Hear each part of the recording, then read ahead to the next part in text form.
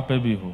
मैंने कहा करेंगे, ठाकुर जी कृपा करेंगे कभी तो कभी ब्याह का उत्सव भी ठाकुर जी के तो नित्य ब्याह, रोज ब्याह होते हैं। कोई ब्याह की ऐसी तिथि थोड़ी है कि एक बार ही ब्याहुला होगा ठाकुर, नित्य ब्याह होते हैं ठाकुर जी के।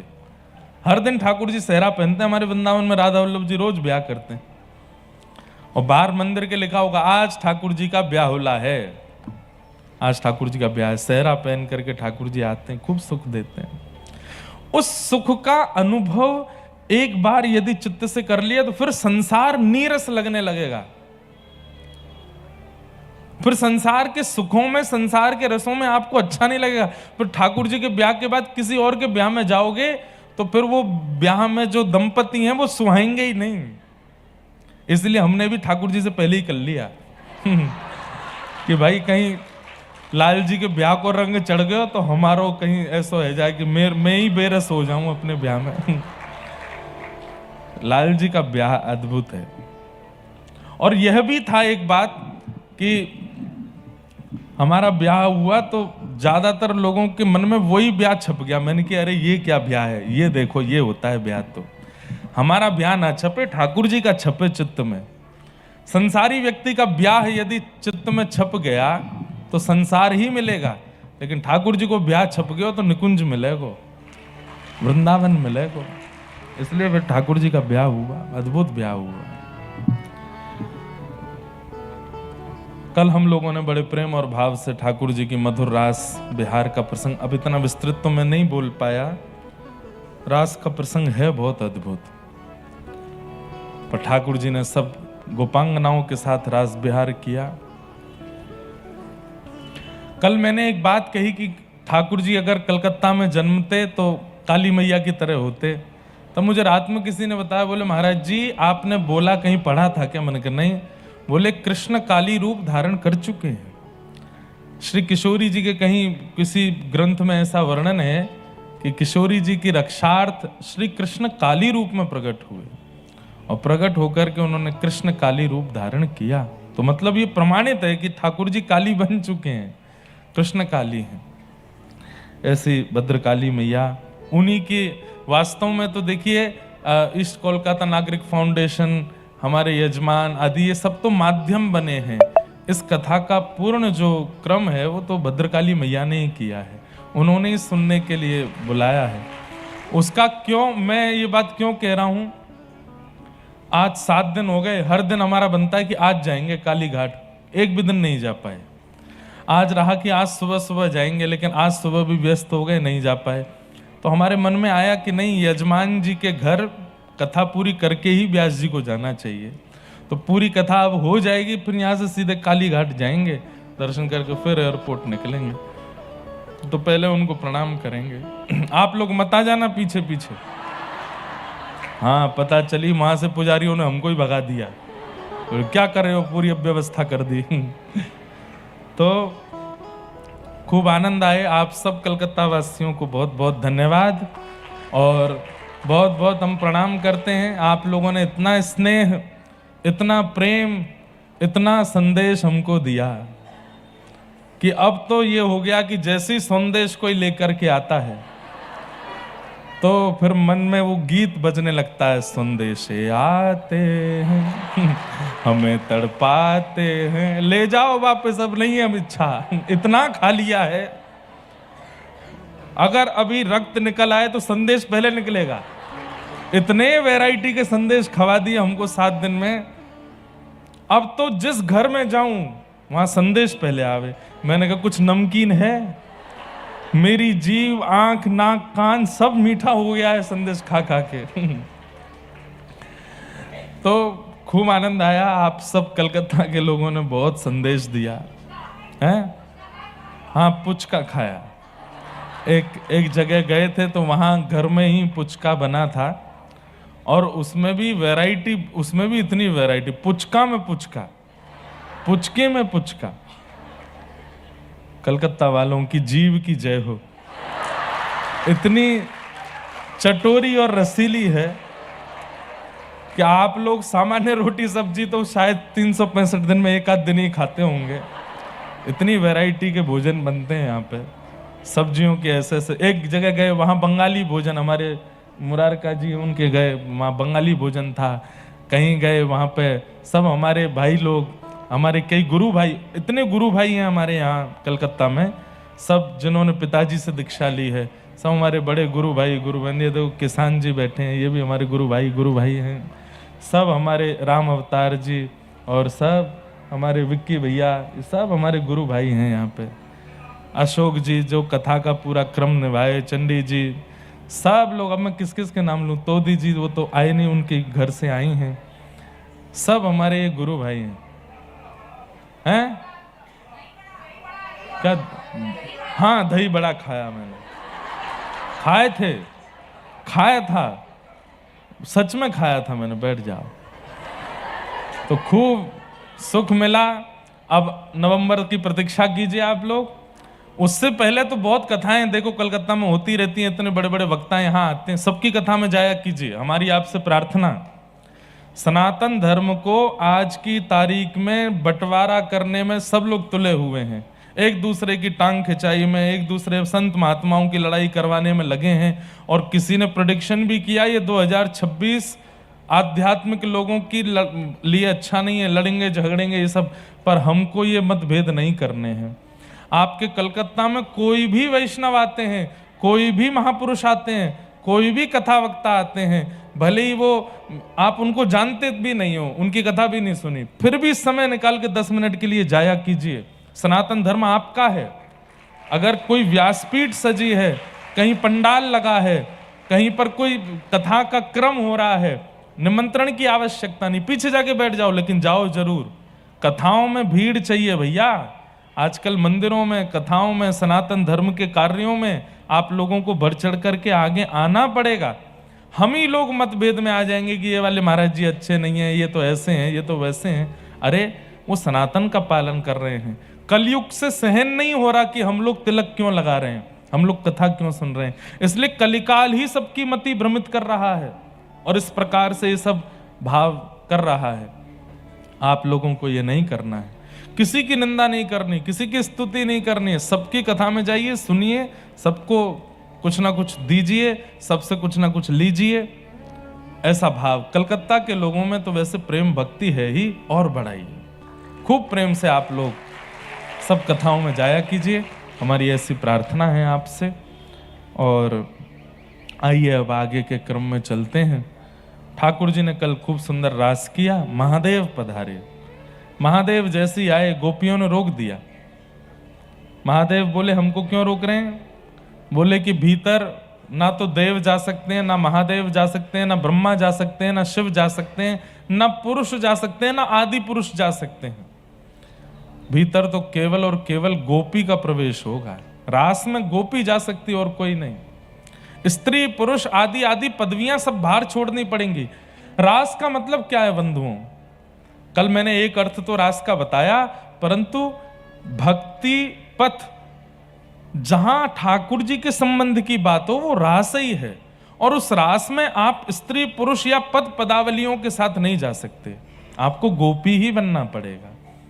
कथा में भी कोई पुरुष बन के आया है, कोई नेताजी बन के आया है, कथा समझ नहीं आएगी। कथा में गोपी बन के आना पड़ेगा। गोपी बोले तो गोवी ही इंद्रिय ही कृष्ण रसम पिबतीति गोपी, जिसकी प्रत्येक इंद्रियां कृष्ण रस पान करती हैं उसको गोपी कहते हैं। जिसके नेत्र दर्शन करते हैं श्याम सुंदर का, कान श्रवण करते हैं श्याम सुंदर की कथा का, नासिका सुगंधी लेती है उनके पुष्पों का, जिह्वा नाम गाती है या प्रसाद पाती है श्याम सुंदर के अधर का, हाथ करताल बजाते हैं, पैर थिरक करके नृत्य करते हैं, सर्वांगीण अंग दंडवत करता है। जहां प्रत्येक अंग को कृष्ण के अलावा और कोई कामना नहीं है, उसी देहधारी को गोपी कहते हैं। समझ में आई बात? आप यहां सेठ जी बनकर के आओगे, आप यहां कोई बहुत बड़े धनाढ्य धनवान हैं, हम इस जगह के ये ट्रस्टी हैं, हम वहाँ के वो हैं, हमारा हॉस्पिटल है, हमारा स्कूल है, कॉलेज है, हम ये हैं, ये सब करके कथा में आएंगे, आपको एक अक्षर समझ नहीं आएगा।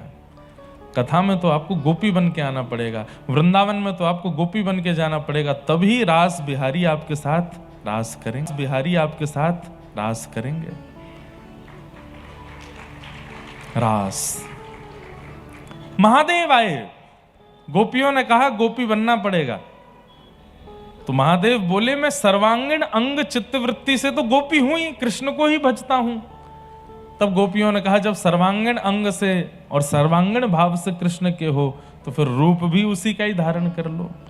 पहली बार महादेव, देवादिदेव महादेव, होठों में लालिमा लगाई है, गले में हार पहना है, आंखन में काजल लगाए हो है, कानन में कुंडल पहने हैं, अपनी जटाओं को धो करके केश बना दिया है, सिर पर चुनरी पहनी है, हाथों में चूड़ी पहनी है, और देवों के देव महादेव वृंदावन के उस प्रेम रस का आस्वादन करने के लिए गोपी बन गए। बोलो गोपेश्वर महादेव की। आज भी नथनी पहन करके बैठते हैं वृंदावन में।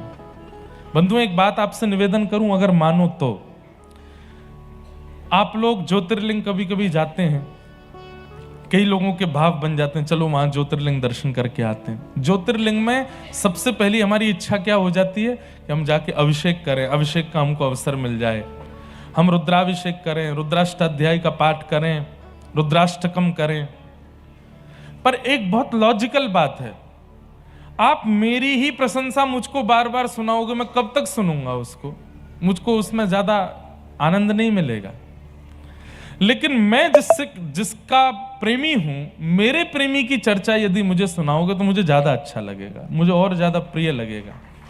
तो हमारी भावना ऐसी, रुद्राष्टकम कर लो, रुद्राष्टाध्याय कर लो, महादेव का अभिषेक कर लो, और सब करने के बाद जब जाने का समय आवे तो मंदिर के किसी कोने में बैठ करके गोपी गीत का पाठ सुनाओ महादेव को। बंधुओं हजारों की तादाद में लोग जल चढ़ा रहे होंगे महादेव को, लेकिन महादेव के कान और चित्तवृत्ति कोने में आपको ही सुन रहे होंगे कि कौन गोपी गीत गा रहा है, यहां बैठ करके व्रज की याद मुझे कौन दिला रहा है। आहा, महादेव प्रसन्न हो जाते हैं।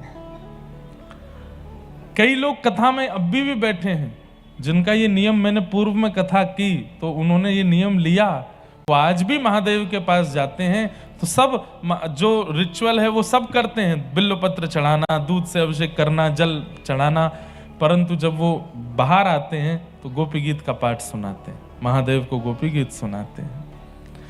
हम कह रहे हैं ज्योतिर्लिंग नहीं भी जा पाते तो आपके कलकत्ता में जहां भी महादेव के स्थान हैं, जहां भीड़ भाड़ ना होती हो, वहां पहुंच जाइए और जाकर के गोपी गीत का पाठ सुनाओ।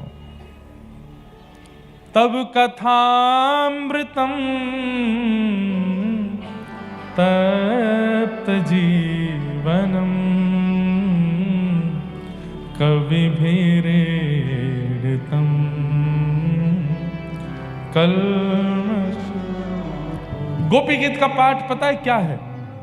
जैसे हमारे घर के माताजी, पिताजी, दादी, दादा, कभी कभी उनको याद आ जाती है तो अपने ब्याह की एल्बम निकाल लाते हैं। कभी कभी अपने ब्याह की अगर रिकॉर्डिंग हुई होती है तो सीडी चला करके बच्चों को दिखाते, देखो हमारा ब्याह देखो। और उस दिन वो साल में एक दो बार ही होती है वो घटना घर में, जब पुराने चित्र निकाले जाते हैं तो देखेंगे दादी भी भावुक हो गई, माताजी भी भावुक हो जाती हैं, सब प्रेम में भर जाते हैं, सब लोगों में एक ऐसे मिलनसार हो जाते हैं, सब एक साथ बैठेंगे, अरे देखो मुझे देखो मैं कैसा लग रहा था, कैसा भावुक हो जाते हैं कितनी बार। ऐसे ही देवादिदेव महादेव वो सदैव त्रिपुंड लगा करके रहते हैं, वो सदैव जटाजूट धारण करके कैलाशपति बन करके रहते हैं, सदा पार्वती नाथ कहलाते हैं। इतना ज्यादा ऐश्वर्य मिल गया है महादेव को, वो सदा प्रसन्न रहते हैं उसमें। लेकिन जब कोई व्रज का स्मरण कराता है और गोपी गीत का पाठ सुनाता है तो महादेव के नेत्र बंद हो जाते हैं। याद आता है कि जब राधा कृष्ण नृत्य कर रहे थे, यमुना जी नृत्य कर रही थी, आकाश में देवी देवता नृत्य कर रहे थे, तब मैंने गोपी रूप धारण किया था। और मेरे गोपी रूप धारण करते ही मुझे बाहर से भीतर रास भूमि में लेकर के गए कृष्ण और मेरे साथ रास किया। उस प्रसन्नता से महादेव इतने भावुक हो जाते हैं कि गोपी गीत गाने वाले को, उस रास का अनुभव कराने वाले को कुछ नहीं देते, केवल और केवल कृष्ण प्रेम दे देते हैं, कृष्ण भक्ति दे देते हैं। और हमें चाहिए क्या? हमें महादेव से और तो कुछ चाहिए नहीं। इसलिए मेरी प्रार्थना है, व्रज के उपासकों को चाहिए कि महादेव से कृष्ण भक्ति की कामना करो। हमारे वृंदावन में कृपालू जी महाराज हुए, जिनका प्रेम मंदिर है। उन्होंने एक बहुत अच्छी रचना गाई। उस रचना में एक पंक्ति इतनी सुंदर है,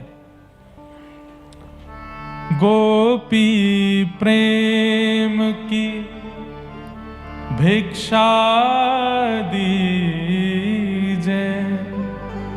गोपी प्रेम की भिक्षा दीजे, कैसे हूँ मोहे अपनों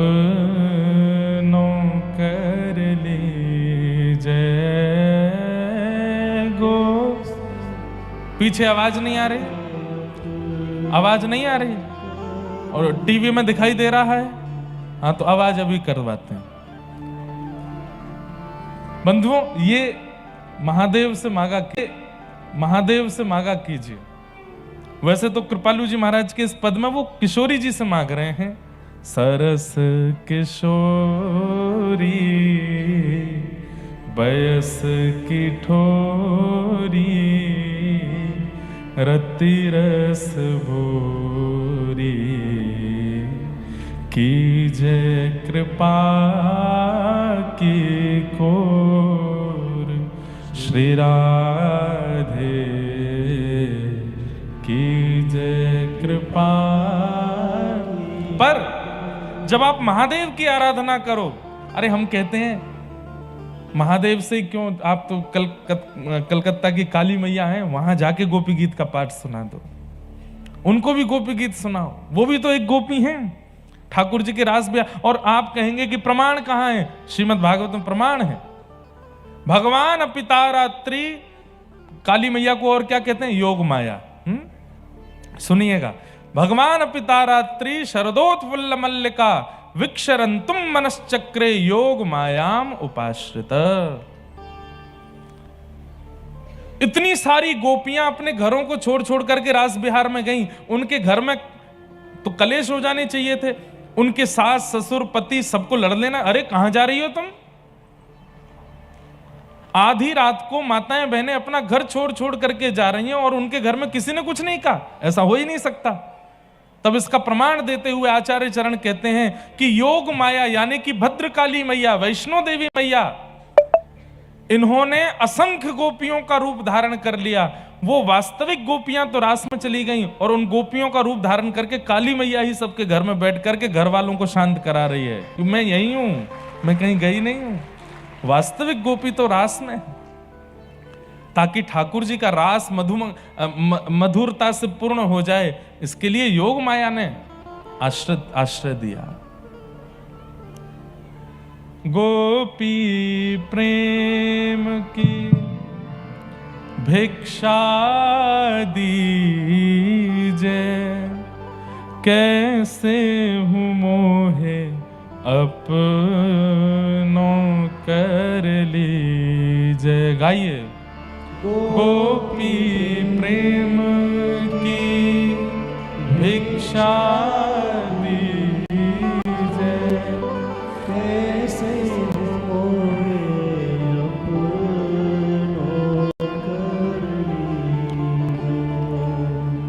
तोर गुण गावत दिवस भवत, मैं हूँ प्रेम विभोर, श्री राधे कीजे कृपा की कोर, सरस किशोरी बयस की थोरी, रति रस भूरी, कीजे कृपा की कोर, श्री राधे कीजे कृपा की कोर। जिनको वास्तव में इच्छा है व्रजरस की, वही सुनिएगा इन सब बातों को। जिनको इतना फर्क नहीं पड़ता, वो सामान्य अपनी पूजा पद्धति का पालन करो। पर जिन्हें वास्तव में इस रस का अनुभव करना है वो तो इसी प्रकार महादेव को, काली मैया को, सबको गोपी प्रेम ही मांगो, गोपी रस ही मांगो। तो रास का प्रसंग हुआ। अब मैं थोड़ा आज क्रम जल्दी जल्दी कहूंगा क्योंकि निकलना भी है और कथा क्रम भी बहुत है। ठाकुर जी वापस ब्रज में लीला करने लगे। कंस ने अक्रूर जी को भेजा भगवान को मथुरा बुलाने के लिए। ठाकुर जी मथुरा आए।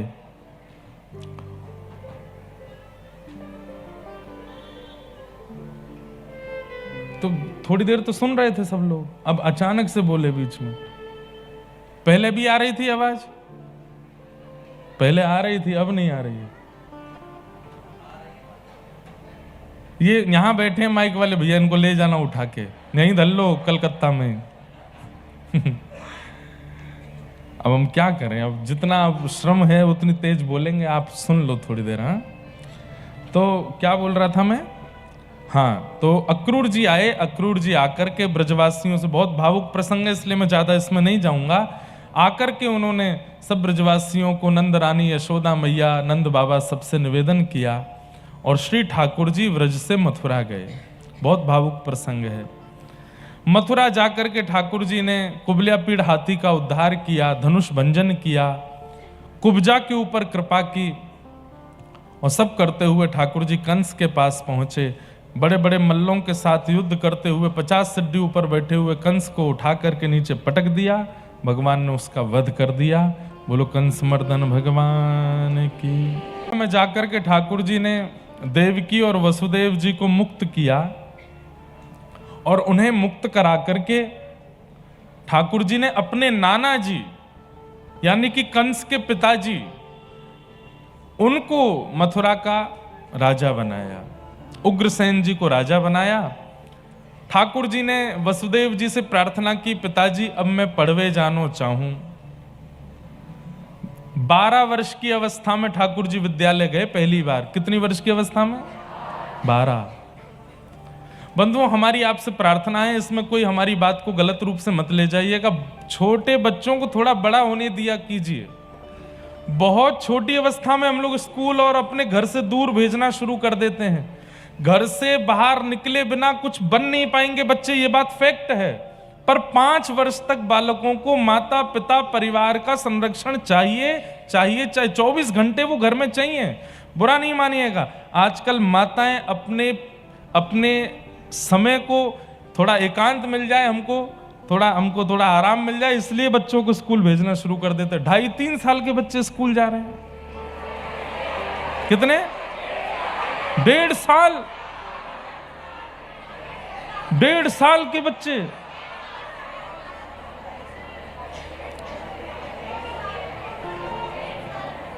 ये अच्छी बात नहीं है, ये अच्छा नहीं है। शास्त्र आज्ञा करते हैं, लालयेत 5 वर्षाणि 10 वर्षाणि ताड़येत प्राप्ते तु 16 वर्षे पुत्रम मित्रवदाचरेत। 5 वर्ष तक बालकों को केवल माता पिता और परिवारी जनों के संग ही रहना चाहिए, 24 घंटे रहना चाहिए। एक क्षण के लिए भी आपके नेत्रों से दूर नहीं जाना है उसको। मां के हृदय का और बालक के हृदय का एक कनेक्शन रहता है। वो जितने समीप रहते हैं 5 वर्ष तक, उतना प्रेम बालक में रहता है। इसलिए आजकल के बच्चे 16 वर्ष के बाद में इतने डिस्कनेक्ट हो जाते हैं अपने माता पिता से, परिवार से। वो पढ़े लिखे हो जाते हैं, एजुकेटेड हो जाते हैं, पर संस्कार शून्य, संस्कार 0 है उनका। बुरा नहीं मानिएगा, हम अनेक घरों में जाते हैं, बच्चा देखते ही पहचान जाता हूं मैं कि इसमें संस्कार नहीं है। अब तो हमारी कथा में बहुत युवा आने लग गए, प्रयास कर करके उनको संस्कार थोड़ा थोड़ा सिखा रहे हैं। पर यहां बैठे इतने लोग, आप लोग गए थे 1.5 साल की उम्र में स्कूल, इसलिए आज तक सनातन से जुड़े हुए हो, आज तक अपने माता पिता की परवाह करते हो, आज तक प्रेम लक्षणा भक्ति का पालन कर रहे हो, सब कर रहे हो। इन बच्चों को आपने 1.5 वर्ष की अवस्था में ही दूर कर दिया। बच्चों को दूर भेजना चाहिए। श्री कृष्ण भी गए हैं, राम भी गए, पर उसकी एक आयु है। प्राथमिक शिक्षा जिसको हम कहते हैं प्राइमरी, ये प्राइमरी पहले था ही नहीं। बच्चे का घर ही प्राइमरी स्कूल होता है। उसके माता पिता, दादी दादा, नानी नाना यही उसको प्राइमरी शिक्षा देते हैं। लेकिन आजकल सब लोग अपना स्पेस चाहते हैं, इसलिए बच्चों को भेज देते हैं और इसका फिर दुष्परिणाम भोगना पड़ता है। जय जय राधे कृष्ण राधे गोविंद, जय जय राधे कृष्ण,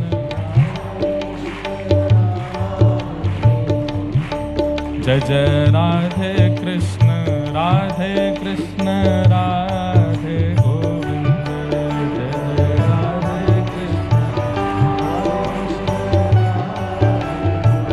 जय जय राधे कृष्ण राधे गोविंद, जय जय राधे कृष्ण जय जय राधे कृष्ण राधे गोविंद, जय जय राधे कृष्ण सब लोग अपने अपने स्थान पर बैठ जाओ। हम आगे का क्रम पूर्ण कर दें और कथा को विश्राम की ओर ले चलें। ठाकुर जी 12 वर्ष की अवस्था में, लगभग 11, साढ़े 11, 12 वर्ष की अवस्था में ठाकुर जी विद्यालय पढ़ने के लिए गए। सांदीपनी उपाध्याय जी के पास में। कहाँ गए? उज्जैन, अवंतिका पढ़ने के लिए। और वहां ठाकुर जी को एक सखा मिले जिनका नाम था श्री सुदामा जी। बंधुओं, एक शायद अनसुनी बात आपको बताएं, अभी हम पिछली कुछ कथा से सुनाने लगे। सुदामा जी से ठाकुर जी की इतनी प्रीति क्यों बन गई? ऐसा क्या दिया सुदामा जी ने जो ठाकुर जी उनको अपना इतना घनिष्ठ मित्र मानने लगे? तो प्रसंग आता है, लगे तो उनको व्रज की याद आती थी। व्रज छोड़ के आए थे और व्रज छोड़ करके आए तो मथुरा भी छोड़ना पड़ा विद्यालय पढ़ने के लिए। तो इतना स्मरण होता था व्रज का, इतनी याद आती थी ठाकुर जी को। सुदामा जी ठाकुर जी की ओर देखते और बोलते ही, लाला पूरे दिना ऐसो रूठो सो बैठो रे, ना कछु खावे ढंगते ना बोले, बस कोने में, एक कोने में ठाकुर जी बैठे रहते। तो श्री सुदामा जी ने कैसे अपने सख्य का निर्वहन किया? एक सखा कैसा होना चाहिए? ध्यान से सुनो। मित्र और सखा, इन दोनों में अंतर होता है। यदा कदा मिलती, जो कभी कभी मिले, काम पड़ने पर मिले, जरूरत होने पर मिले, उसको मित्र कहते हैं। पर संग खावे, संग रहवे, संग ही रहे, आपके दुख को अपना दुख माने, उसे मित्र, उसे सखा कहते हैं। ठाकुर जी ने मित्र अनेक बनाए, पर पूरी कृष्ण लीला में भगवान के सखा केवल 3 हैं। सखा केवल 3 हैं ठाकुर जी के। सुदामा जी सबको पता है, अर्जुन भी सबको पता है, और तीसरे हैं उद्धव जी। उद्धव जी ठाकुर जी के सखा, दैत्य सखा। बल्कि उद्धव जी को मैं कह दूं तो कोई अतिशयोक्ति नहीं, सुदामा जी और अर्जुन से भी ज्यादा श्रेष्ठ ठाकुर जी के सखा अगर कोई हैं तो वो उद्धव जी हैं। उनके लिए कहा है कृष्णस्य दैत्य सखा। दैत्य सखा मतलब घनिष्ठ, घनिष्ठतम मित्र हैं। मतलब ठाकुर जी अपने मन विचारों तक की बात उद्धव को बता देते हैं, इतने सखा। ठाकुर जी ने सखा 3 ही बनाए। तो इसका मतलब एक बात समझिए, जीवन में मित्र खूब रखिए, पर सखा 2-3 से ज्यादा मत बनाइए। आपके संग खाने का अधिकार, आपके संग बैठने का अधिकार, आपके संग घूमने का अधिकार, वो सबका नहीं होना चाहिए। और सखा ढूंढना बहुत बड़ी बात है, इसलिए 3 तो सबसे मैक्सिमम है, कम से कम एक ही सखा होना चाहिए। और सबसे बढ़िया सखा तो ठाकुर जी हैं। ठाकुर जी को सखा मानो। और देखो, ठाकुर जी सखा नहीं बन सकते तो ठाकुर जी के जनों को अपना सखा बनाओ। अभी यहाँ कथा में आप सब लोग, कई लोग आ रहे हैं, रोज आ रहे हैं। बगल में कोई बैठने वाला श्रोता आपको लगा हो 4-5 दिन से, भाई ये बहुत अच्छा बढ़िया से कथा सुनती हैं या सुनता है, उसको बोलो तो तुम मेरे सखा बन जाओ। क्यों? बोलो फिर दोनों कथाओं में जाया करेंगे, दोनों साथ में मंदिर जाया करेंगे। वो स्त्री पुरुष वाला नहीं, वो वाले सखा नहीं बनना। अच्छे, जो हमारा नाक मत कटवा देना कहीं वो काम करके। सखा मतलब भगवत संबंधी से सखा बनो। और सखा एक या दो से ज्यादा से ज्यादा 3, इससे ज्यादा सखा ना हो। तो भगवान के सखा श्री सुदामा जी मन में सोचते कि लाला पूरे दिन रूठो बैठो रे, कहा करूं या के काजे। तो श्री सुदामा जी ने पूरी जांच की, यशोदा मैया कैसे लाड़ करती हैं, कैसे प्रेम करती हैं, कैसे बुलाती हैं। श्री दामा तन सुखा मन सुखा धन सुखा, सबके बारे में सुदामा जी रोज सुनते ठाकुर जी से। और फिर सुनकर के श्री सुदामा जी ही कभी तन सुखा बन के आ जाते, कभी मन सुखा बन के आ जाते, कभी श्रीदामा की तरह बोलने लगते, कभी यशोदा मैया की तरह गोद में सुला लेते, कभी गुरुकुल में मक्खन चुरा करके लाते और यशोदा मैया की तरह अपने हाथ से पवाते, इतना स्नेह देते। ठाकुर जी के सुख का विचार किया सुदामा जी ने, इसलिए ठाकुर जी ने उनको अपना सखा बना लिया। बोले मेरा सबसे प्रिय सखा है श्री सुदामा जी। व्रज का विरह नहीं करने दिया ठाकुर जी को, इसलिए ठाकुर जी ने श्री सुदामा जी को अपना सखा माना। आप भी अपने घर के ठाकुर जी को बंधुओं सुख देने का प्रयास किया करो। अभी हमारी सेवा कैसी होती है, हमें जिसमें सुख मिलता है उसमें ठाकुर जी सुख ले लीजिए, नहीं, सेवा का मतलब होता है ठाकुर जी का जो सुख है उसमें हम सुख लेंगे। अब लोग बाग इसमें पढ़े लिखे लोग बात बनाते हैं कि भगवान को कोई सुख की कामना, वो तो सर्वव्यापी सर्वगुण संपन्न, उनको कुछ, इसका मतलब ये थोड़ी होता है कि कोई व्यक्ति करोड़ों का टर्नओवर करता है, अरे भैया इसको रोटी बनाने की क्या जरूरत है, इसके पास तो मशीन होंगी रोटी बनाने वाली, इसके पास तो मशीन होगी दाल निकालने वाली, इसके पास तो ये, अरे सामान्य जरूरतें सबकी पूरी होती हैं। लेकिन हम ये भी माने कि वो परमात्मा है, तो भी अगर वो परमात्मा ही हैं तो ब्रज में फिर लीला करने क्यों आए? ये सारी लीला, ये सारा भाव, ये प्रेम क्यों प्रकट किया ठाकुर जी ने? वो चाहते हैं कि हम उन्हें वह स्नेह, वह प्रेम, वह भाव प्रदान करें। जगन्नाथपुरी में साक्षी गोपाल भगवान है, वृंदावन से आए हैं यहाँ पर, एक तीर्थ यात्रा हुई और उस तीर्थ यात्रा में एक वयोवृद्ध की सेवा एक युवा करता था। और उस युवा की तीर्थ यात्रा जब पूरी हुई तो वयोवृद्ध ने युवा को वचन दिया, वो तुमने मेरी इतनी सेवा करी है कि गांव लौट करके मैं अपनी नातनी का ब्याह तुमसे कराऊंगा। अब उस युवा को तो ब्याह की इच्छा नहीं थी, लेकिन वयोवृद्ध ने कह दिया तो उसके मन में भी इच्छा आ गई, ठीक है मेरा ब्याह हो जाएगा। लौट करके जब वो लोग वापस आए उड़ीसा के किसी गांव में, तो उस युवा बालक ने वयोवृद्ध से कहा, आपने कहा था कि आप अपनी नातनी का ब्याह मुझसे कराओगे, करा दीजिए। हाँ हाँ मैं घर पे बात कर। अब घर पे जैसी बात की तो घर के सदस्यों ने सबने उस व्यक्ति को, अरे वो तो कुछ कमाता नहीं, वो तो ऐसे ही पड़ा रहता है, उससे अपनी बेटी का ब्याह करेंगे, ये करेंगे, वो सब ने मना कर दिया। तो बेचारे वृद्ध जो थे वो संकोच में आ गए, अब मैं क्या करूं, मैं तो उसको वचन दे चुका हूं। तो जब इतना प्रेशर पड़ा तो वयोवृद्ध ने भी मना कर दिया, भैया देखो हमने कोई तुमसे ऐसी वादा नहीं किया था कि हम नातनी का ब्याह करा ही देंगे। उस युवा ने कहा ब्याह मत कराइए, लेकिन सच तो बोली, आपने कहा था कि आप ब्याह कराओगे।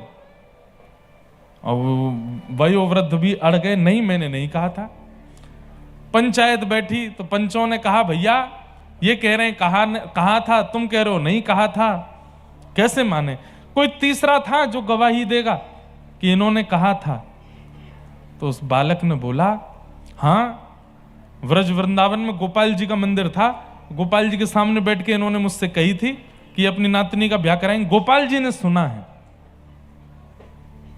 गोपाल जी ने सुना है। सुन करके सारे गांव के लोग हंसने लगे, बोलो गोपाल जी का सुनना तो ना सुनने के बराबर है।